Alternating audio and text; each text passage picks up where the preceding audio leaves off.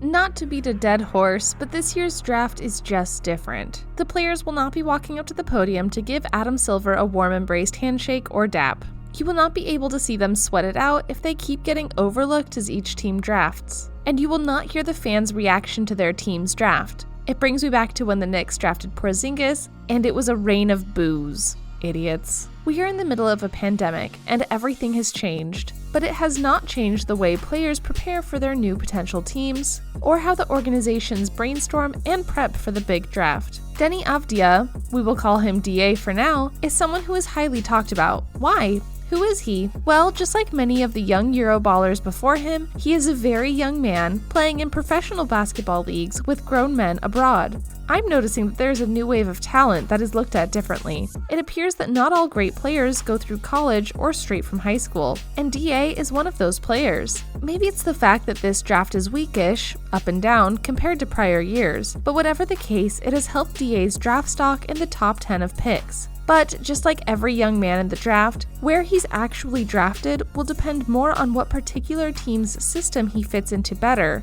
and also the team's mentality and roles, than his athletic ability. DA may be a plug-in starter for some squads, like Golden State. Let's be real, who isn't? But on the other end, he may be a disaster of a pick for another organization. A destination which would be negative for the young Israeli talent is Detroit. Not only would he be placed into a squad with Blake Griffin, which is essentially the purgatory of the NBA, where he would struggle with wins and losses, but there is no place for him in there. They have quite a few players that play his position. Griffin is under contract for a few years with them, and Christian Wood is starting to become a real playmaker. I like the young man's game a lot. So would he even fit in there? No, not really. Griffin handles the ball a lot. Plus, he would be the starting power forward, so Deni's time would be split with bench players like Tony Snell. Woof. Deni Avdija is a proven player from playing overseas professional ball who has a lot of buzz around him. And usually I like to take a step back from players like that and feel like they get pumped up to create excitement, but I like Deni's chances in the NBA, especially with the right team, system, and surroundings. Avdija is a 6'8" power forward who weighs in at 210 pounds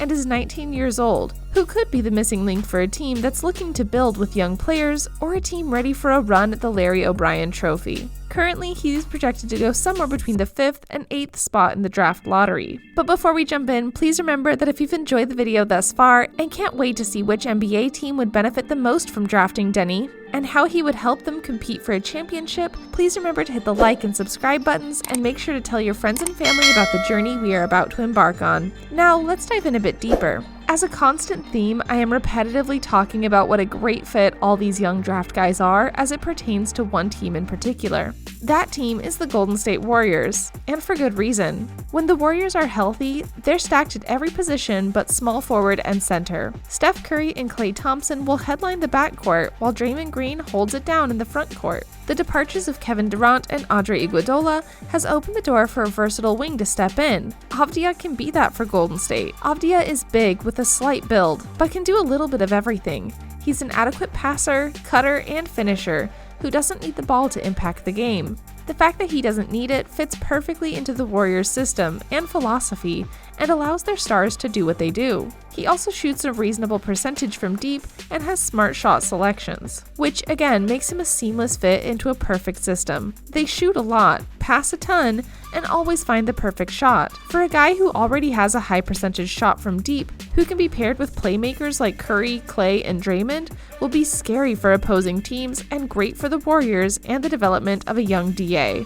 His lack of strength and lateral mobility could cause problems on the defensive end though, but that's why the Warriors would be a perfect fit for him. They mask up your weaknesses while showcasing your skill set. I've said these words before in regards to how the Warriors are great for developing young talent, and I will say them again. The Warriors know how to utilize talent and get you to buy in and grow with them. Being in San Francisco would be a really great thing for DA. Now, Avdija might not be a number 1 pick, but for Deni personally, the Warriors would be the perfect fit, and he could help them make another deep run back into the playoffs. Try this new death lineup on for size. Curry, Klay, Draymond, Avdija, Wiggins. That might not be the sexiest sounding death lineup that can be assembled, but it would damn sure be dangerous. Avdija, like many internationally born players, possesses many attributes that you look for in a modern NBA forward, combined with a specific skill set that can be plugged into many NBA rosters, which is being NBA ready immediately. With the Warriors being in the win now at all costs phase still, that's where Deni would be a major asset for them. He can bring that experience and savvy to a team looking for gold again, virtually immediately.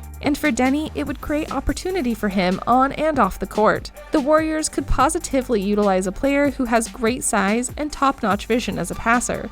And that is Avdija. The fit for both sides is fantastic. The Warriors are the peanut butter to his jelly. As time elapses, Avdija should become better with an outside shot. And in a Warrior defense, he would have open looks and all the time to develop, as he wouldn't have a monster load on his back. No matter what size you are or where you're from, the modern NBA is all about making and defending the three-point shot, and he will have to do this in order to grow into a role. Some areas where he can improve on to really carve a nice niche into a team is working on becoming a faster and stronger athlete, plus becoming a better dribble driver and ball handler. His defensive skills are pretty good, and he can always become more proficient in that department. These are the reasons why Deni Avdija is the perfect fit for a perfectly set up team like the Warriors. Yin and yang.